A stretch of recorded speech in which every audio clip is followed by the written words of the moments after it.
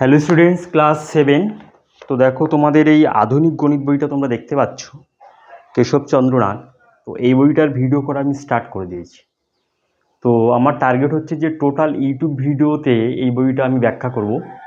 হ্যাঁ, অর্থাৎ ইউটিউব ভিডিওর মাধ্যমে তোমাদের অঙ্কের ব্যাখ্যা একদম তৈরি করে দেবো। তো যদি এই চ্যানেলে তোমরা নতুন হও, তাহলে এই চ্যানেলটাকে অবশ্যই সাবস্ক্রাইব করে রাখো এবং পাশে থাকা অল নোটিফিকেশন অন করে রাখো, যেন পরে ভিডিও আপলোড করার সাথে সাথে যেন তোমরা পেয়ে যাও। ঠিক আছে? তো এর আগে আমি 9 নম্বর ভিডিও আমি একদম শেষ করে দিয়েছি। তো প্রশ্নমালা 3.1 খুব ইম্পর্টেন্ট প্রশ্নমালা। ঠিক আছে? তো 38 পর্যন্ত আমি ব্যাখ্যা করে দিয়েছি এবং আজকের আমি শুরু করছি 39, অর্থাৎ পূর্ণ বর্গাকারে প্রকাশ করো এই অঙ্ক। ঠিক আছে? তো দেখো, পূর্ণ বর্গাকারে প্রকাশ করতে গেলে আমাদের প্রথমে অঙ্কটা দেখো ঠিক আছে নাকি, একদম ঠিক আছে। কি করতে হবে? প্রথম আর লাস্টের রাশিমালাকে স্কোয়ার ফর্মে লেখো। স্কোয়ার ফর্মে লিখলাম। এবার মাঝখানের রাশিমালাটা কি লিখবো? তাহলে আমাদের সূত্র কি আছে যে a plus B whole square equal to square plus 2ab plus B square. এই যে সূত্রটা আছে, এই সূত্রের সাহায্যে আমরা করব। তাহলে এখানে যেহেতু মাঝখানে প্লাস আছে, তাহলে কি করব আমরা? এই প্লাসের সূত্র নিয়ে আমরা চিন্তা ভাবনা করব। তাহলে এখানে দেখো, মাঝখানে 2ab আছে, তাহলে 2 একটা আমরা দিয়ে দেব। a এর মান এখানে 6x, b এর মান এখানে 1/12।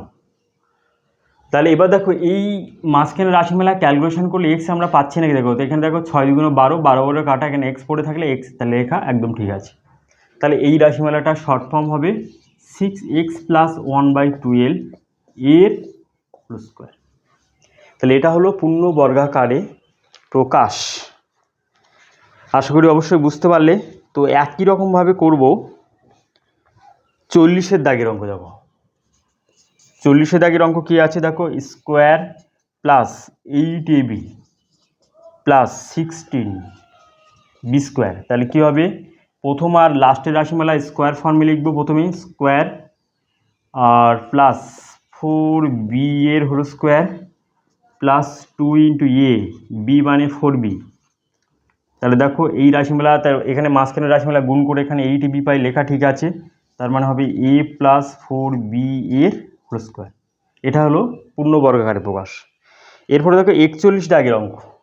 41 দাগের অঙ্কটা খুব ইম্পর্টেন্ট অঙ্ক, স্টার দিতে পারো। যে পূর্ণ বর্গাকারে প্রকাশ করতে গেলে খুব ইম্পর্টেন্ট। দেখো 4x square Y square plus X square আছে এখানে, প্লাস দেখো X square divided by 16y square. এই রাশিমালাকে পূর্ণ বর্গাকারে প্রকাশ করতে হবে। ঠিক আছে? তো প্রথমে কি করব আমরা, যে প্রথম আর ফার্স্ট আর লাস্টের রাশিমালাকে প্রথমে স্কোয়ার ফর্মে লিখবো। তাহলে 4x স্কোয়ার ওয়াই স্কোয়ারকে স্কোয়ার ফর্মে লিখলে কি হয়? 2xy এর হোল স্কোয়ার। আর লাস্টের টার্মকে লিখলে কি হয়?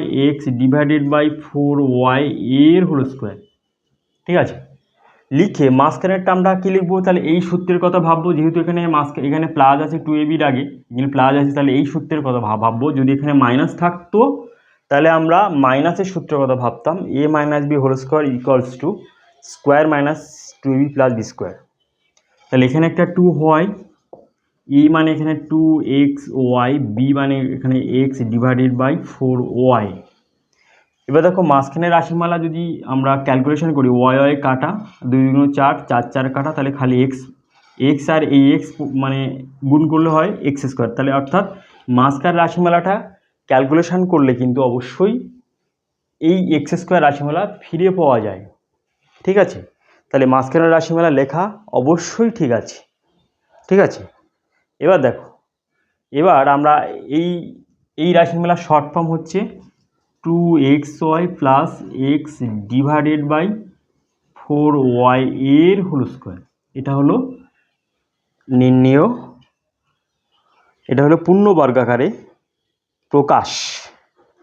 এরপরে দেখো যে 42-এর অঙ্ক। 42-এর অঙ্ক থেকে স্টার্ট করছি। দেখো এটা একটু অন্য টাইপের, যে এখানে লেখা আছে যদি a এর মান 2 হয়, b এর মান 3 হয়, তাহলে নিচে রাশিমালাগুলোর মান নির্ণয় করি। দেখো তাহলে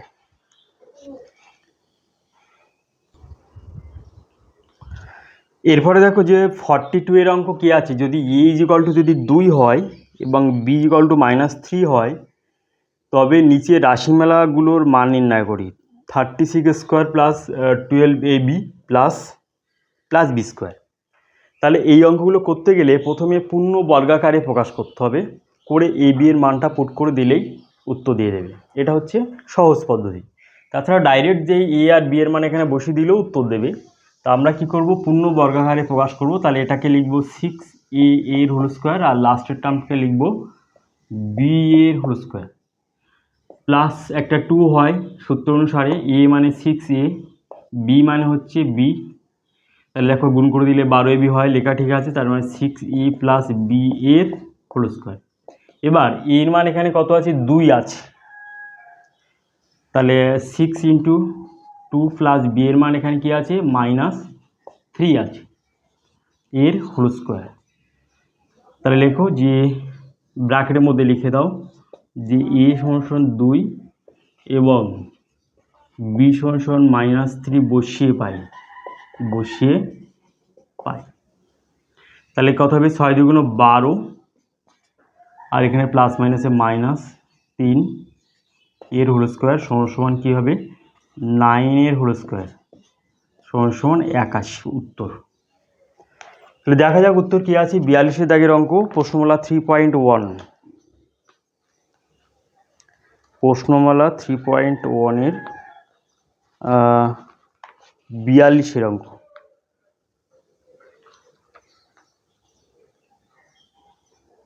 একাশি একদম উত্তর ঠিক আছে।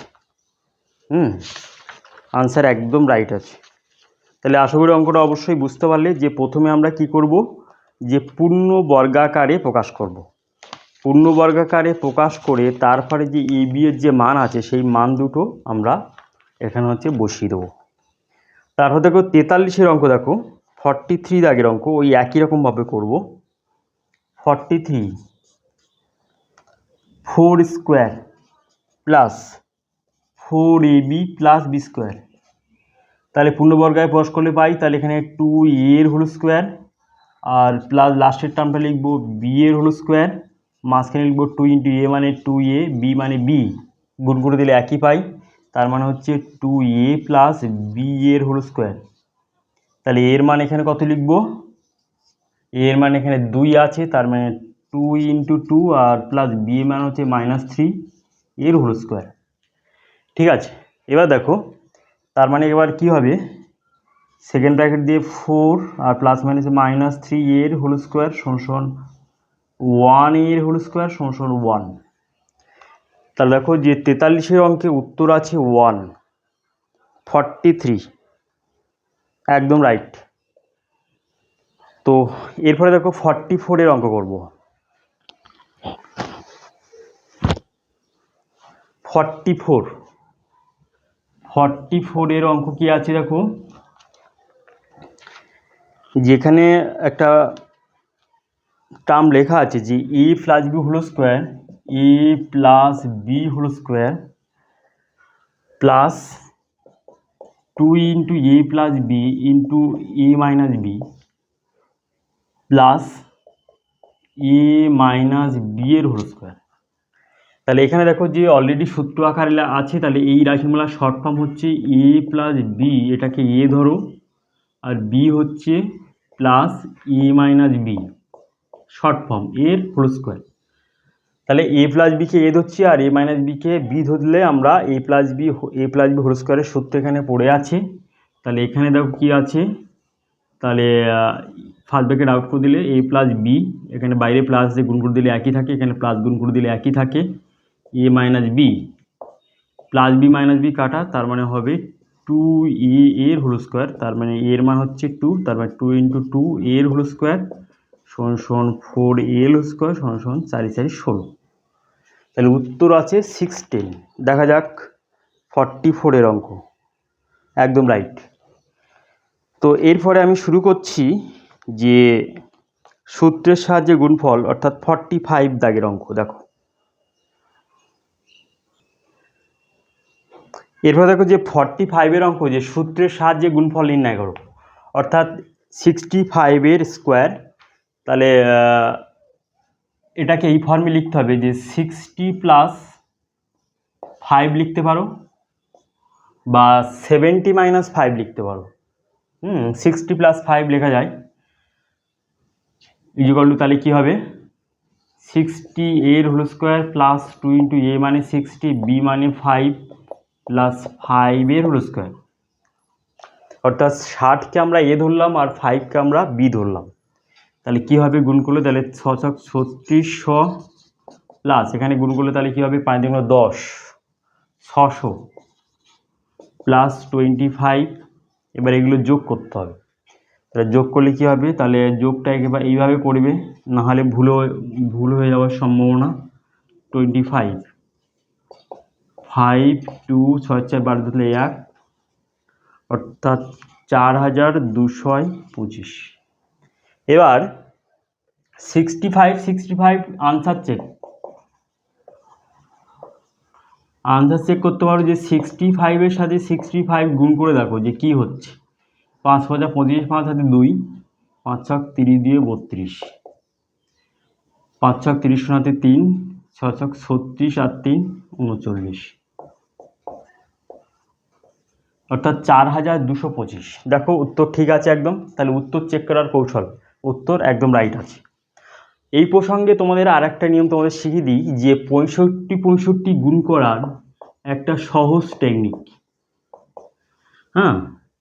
এই প্রসঙ্গে বলছি যে এই একটা শর্টকাট প্রসেস।